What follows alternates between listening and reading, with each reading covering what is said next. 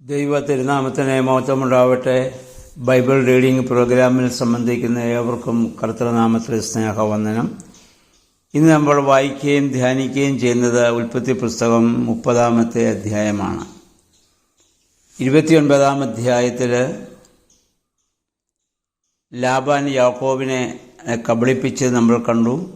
ജ്യേഷ്ഠനെയും അപ്പനെയും കബളിപ്പിച്ചവനെ ഇവിടെ അമ്മാവൻ ഇത് കബളിപ്പിക്കുന്ന ഒരനുഭവം.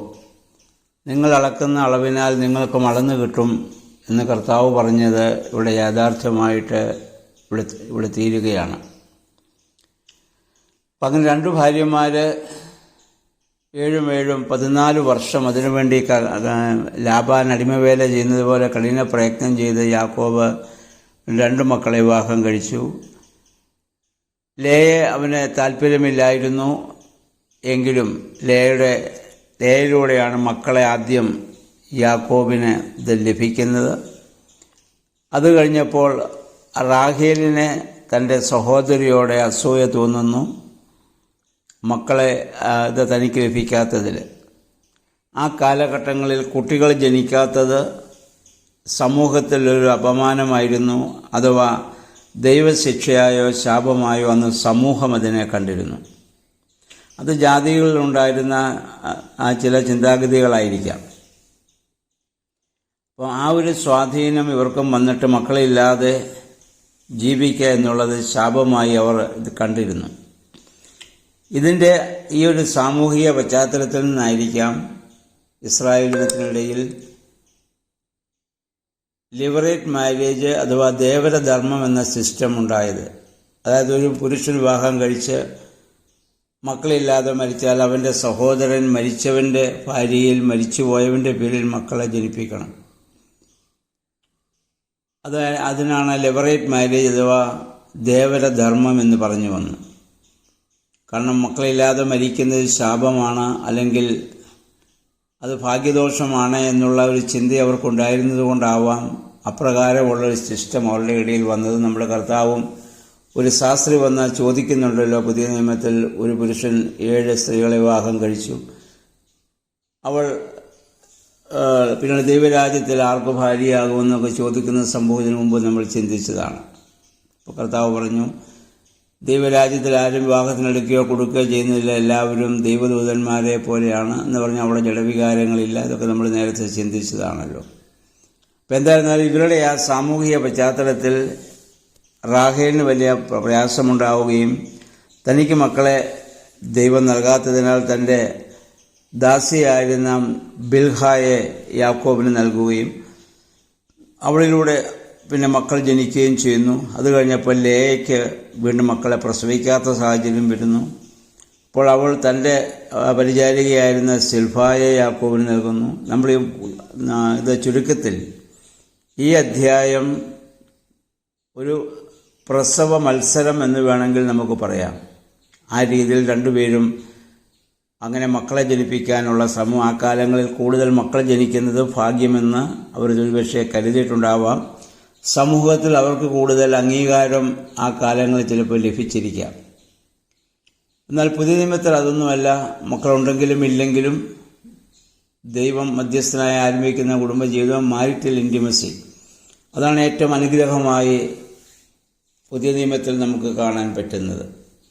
പഴയ നിയമ പശ്ചാത്തലത്തിൽ ഇങ്ങനെയാണ് നമ്മളിവിടെ കാണുന്നത്.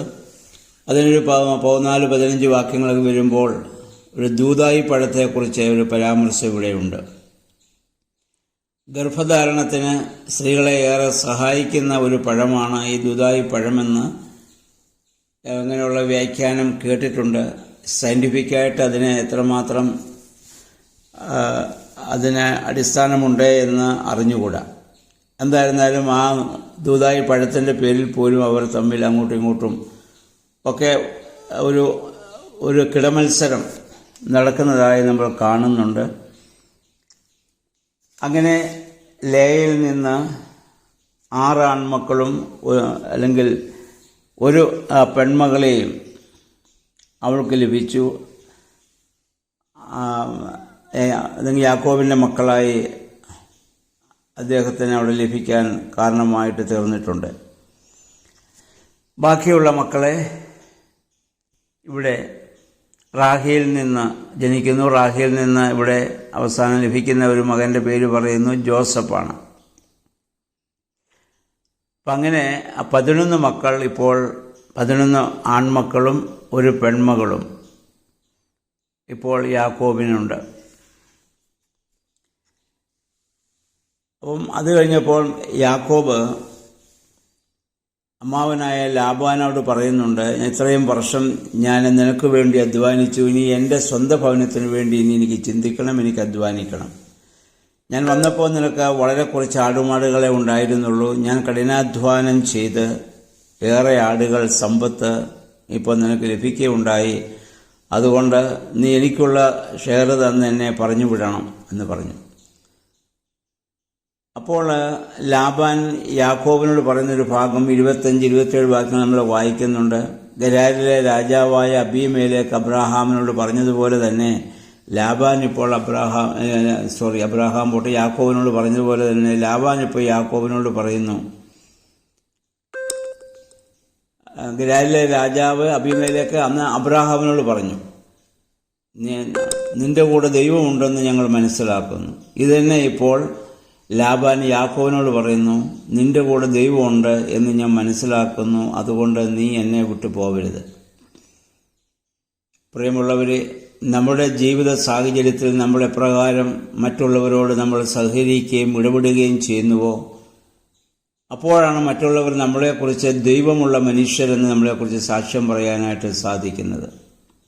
ഇവിടെ യാക്കോബിൻ്റെ ദീർഘമായ പ്രാർത്ഥനകൾ കണ്ടിട്ടോ അല്ലെങ്കിൽ അബ്രാഹാമിൻ്റെ ദീർഘമായ പ്രാർത്ഥനകളോ അല്ലെങ്കിൽ കർമാദികളോ കണ്ടിട്ടല്ല ദൈവം നിൻ്റെ കൂടെ ഉണ്ടെന്ന് അബീമേലെക്ക് രാജാവോ ഇവിടെ ലാബാനോ പറയാൻ കാരണമായിട്ട് തീരുന്നത് അവരുടെ ആ വിട്ടുവീഴ്ച മനോഭാവവും ആ താഴ്മയും വിനയവും കഠിനാധ്വാനവും ദൈവത്തിലുള്ളതായ ആശ്രയമൊക്കെ കണ്ടിട്ടാവാം അങ്ങനെ സമൂഹം പറയാൻ കാരണമായിട്ട് തീർന്നിട്ടുള്ളത്.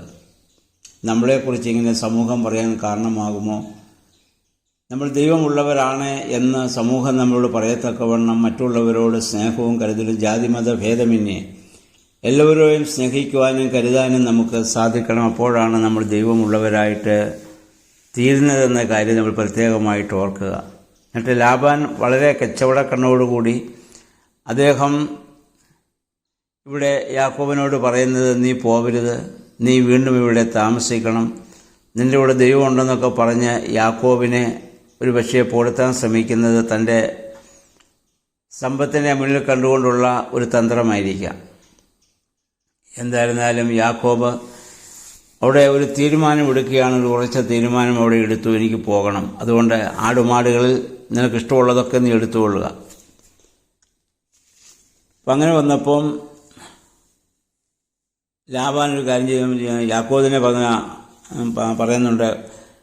അങ്ങനെ അവർ തമ്മിലൊരു ധാരണയിലെത്തുകയാണ്. ആടുകളിൽ നാടൻ ആടുകളെല്ലാം യാക്കോബിന്, സങ്കരവർഗം അഥവാ നല്ലതെല്ലാം ലാബാന്.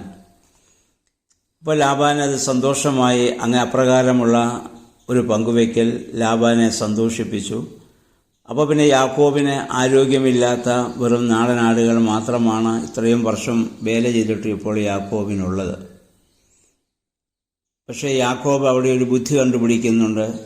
നമുക്കറിയാം, ആടുകൾ വെള്ളം കുടിക്കാൻ വരുന്ന പാത്തിക്കരിയിൽ നിന്നാണ് രതിക്രീഡയിൽ ഏർപ്പെട്ട് ചെന്നൈയേൽക്കുക.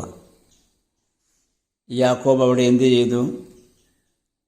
അദ്ദേഹം ഇലവിൻ്റെയും ബദാമിൻ്റെയും അഴിഞ്ഞലിൻ്റെയും ഒക്കെ പച്ചക്കമ്പുകൾ വെട്ടിയെടുത്ത് അതിൽ വെള്ളവര കാണത്തക്കവണ്ണം ഉള്ള കമ്പുകളാക്കി ആടുകൾ വെള്ളം കുടിക്കാൻ വരുന്ന പാത്തിക്കരികെ അവിടെ കൊണ്ട് നാട്ടിവെക്കും. ആടുകൾ ഇവിടെ വന്ന് വെള്ളം കുടിച്ച ശേഷം അവ ഇണ ചേരുമ്പോൾ തോലുരിക്കപ്പെട്ട കമ്പുകളെ കണ്ട് അവ ചെനയേറ്റതുകൊണ്ട് ആ കമ്പുകളിൽ കണ്ടതായ വര ഉള്ളിലെ അതിൻ്റെ ആട്ടും കുട്ടിയിലേക്ക് വ്യാപരിക്കുന്നതായി നമ്മൾ കാണുന്നുണ്ട്.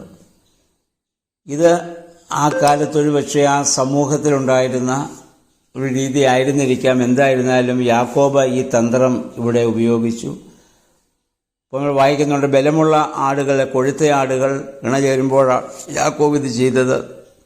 അതുകൊണ്ട് അവൻ്റെ ആടുകളൊക്കെ നല്ല ബലമുള്ളതും നല്ല കൊഴുത്തതുമായിട്ട് മാറുകയും വരയും പുള്ളിയുമുള്ള ആകർഷകമുള്ള ആടുകളായി മാറുകയും അത് മുഖാന്തരം യാക്കോബ് വലിയ സമ്പന്നനായിട്ട് മാറുകയും ചെയ്തു. അപ്പം ആര് നമ്മളെ കബളിപ്പിക്കാൻ നോക്കിയാലും ദൈവം നമ്മോടൊപ്പം ഉണ്ടെങ്കിൽ അതിൽ നിന്ന് നമുക്ക് വീണ്ടും സമൃദ്ധിയിലേക്ക് വരാൻ സാധിക്കുമെന്ന് യാക്കോബിൻ്റെ ജീവിതം നമ്മെ ഇവിടെ ഉപദേശിക്കുന്നുണ്ട്. ലാബാന്റെ ഭവനത്തിൽ ഇത്രയും വർഷം അടിമപ്പണി ചെയ്തപ്പോൾ തീർച്ചയായും യാക്കോബ് ദൈവസ്ഥാനത്തിൽ തീർച്ചയായും വീണിട്ടുണ്ടാവാം. ശാരീരികമായും മാനസികമായും ഒക്കെ അവന് ഏറെ ഈ ഘട്ടത്തിൽ തളർന്നിട്ടുണ്ട്. അങ്ങനെ ആ ഒരു ഘട്ടത്തിൽ ആ ഒരു സാഹചര്യം വന്നപ്പോൾ ദൈവത്തിൽ പൂർണ്ണമായി അവൻ ആശ്രയിച്ചിട്ടുണ്ടാവാം. രാത്രിയാമങ്ങളിൽ അവൻ ദൈവസ്ഥാനത്തിൽ എഴുന്നേറ്റ് നിന്ന് കരഞ്ഞിട്ടുണ്ടാവാം. അതിൻ്റെ അനുഗ്രഹം അതിൻ്റെയാണ് ബുദ്ധി അദ്ദേഹത്തിന് അവിടെ ഇത് ലഭിക്കുന്നതും ആടുമാടുകൾ വർദ്ധിക്കുവാൻ കാരണമായിട്ട് തീരുകയും ചെയ്യുന്നത്.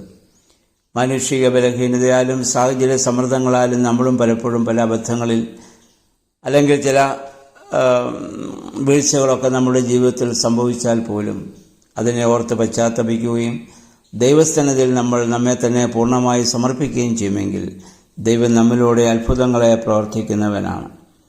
ആ ദൈവകരങ്ങൾ നമ്മെ തന്നെ പൂർണ്ണമായി സമർപ്പിക്കുവാൻ നമുക്കിടയായി തീരട്ടെ. ദൈവം യാക്കോബിനെ ഈ വഴിയിലൂടെയൊക്കെ കൊണ്ടുപോകുന്നത് അവനെ ഒരു നല്ല മനുഷ്യനായി മെരുക്കിയെടുക്കുന്നതിന് വേണ്ടിയിട്ടാണ്. അതുകൊണ്ട് നമ്മുടെ ജീവിതത്തിൽ വരുന്നതായ ക്രൂശിൻ്റെ ഓരോ അനുഭവങ്ങളും ദൈവം നമ്മെ വിശുദ്ധീകരിക്കുവാൻ വേണ്ടി, നമ്മളെ ശക്തീകരിക്കുവാൻ വേണ്ടി നമുക്കൊരുക്കുന്ന അവസരങ്ങളായി കണ്ടുകൊണ്ട് അതിന് ദൈവത്തിന് നന്ദി പറഞ്ഞുകൊണ്ട് നമ്മൾ ജീവിക്കുമ്പോഴാണ് നമ്മൾ വിശ്വാസികളാകുന്നത്. അല്ലാതെ പ്രതിസന്ധി ഘട്ടങ്ങളിൽ നമ്മൾ അതിൽ നിന്ന് അങ്ങ് നിരാശപ്പെട്ട് നമ്മൾ പിന്മാറുമ്പോൾ നമ്മൾ ഒരിക്കലും വിശ്വാസികളല്ല. അബ്രഹാമിൻ്റെയും ഇസ്ഹാക്കിൻ്റെയും യാക്കോബിൻ്റെയും ഒക്കെ ജീവിതത്തിൽ നമുക്കിത് കാണാൻ സാധിക്കും. അബ്രഹാമിലും ഇസ്ഹാക്കിലും യാക്കോബിലും കൊടുത്തതായ വാഗ്ദത്തം താൻ പൂർത്തീകരിക്കുന്ന യാക്കോബിലൂടെയാണ്. അപ്പം അതിനുള്ള ദൈവത്തിൻ്റെ ഒരു വലിയ ഒരു നടത്തിപ്പായി നമുക്ക് ഈ സംഭവത്തെ കാണാൻ സാധിക്കും. നമ്മുടെ ജീവിതത്തിലുണ്ടാകുന്ന ഓരോ അനുഭവങ്ങളെയും ആ രീതിയിൽ കാണുവാനും ദൈവസന്നിധിയിൽ കൂടുതൽ സമർപ്പിക്കുവാനും നമ്മെ തന്നെ ദൈവകരങ്ങളിൽ നമുക്ക് ഏൽപ്പിക്കാം. ദൈവത്തിൻ്റെ പരിശുദ്ധാത്മാവെ അതിന് ഞങ്ങളെ ശക്തീകരിക്കണമേ എന്ന് നമുക്ക് പ്രാർത്ഥിക്കുകയും ചെയ്യാം.